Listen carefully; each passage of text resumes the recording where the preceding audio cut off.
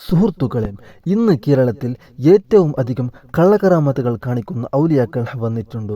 ഇന്ന് ഇന്ത്യ രാജ്യത്തിൽ ഏറ്റവും അധികം കള്ളന്മാർ ഔലിയാക്കളുടെ വേഷം ധരിച്ച് ജനങ്ങളെ ആത്മീയ ചൂഷണം ചെയ്യുന്ന നാടായി കേരളം മാറിക്കൊണ്ടിരിക്കുന്നു. ഒരു കൂട്ടം ജനങ്ങൾ ഔലിയാക്കളെ അള്ളാഹുവിൻ്റെ സ്ഥാനത്തേക്ക് ഉയർത്തിയാൽ മറ്റൊരു കൂട്ടം ജനങ്ങൾ ആത്മീയ മജ്‌ലിസും ഇസ്മുൻ്റെ പണി എന്ന് പറഞ്ഞ് ജനങ്ങളെ വഞ്ചിക്കുന്നു.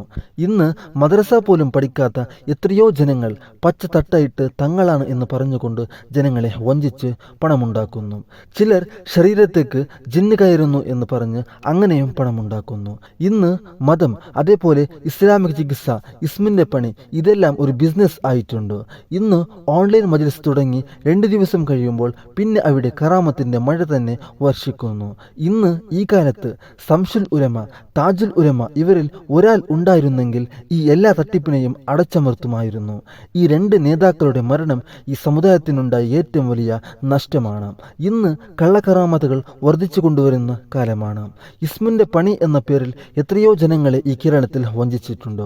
തങ്ങളെ അല്ലാത്തവർ ഞങ്ങൾ തങ്ങളാണ് എന്ന് പച്ച തട്ടമിട്ട് കള്ളക്കറാമത്തുകളുടെ കഥ പറഞ്ഞ് ഈ കേരളത്തിൻ്റെ മണ്ണിൽ പാവപ്പെട്ട ജനങ്ങളെ വഞ്ചിച്ചിട്ടുണ്ട്.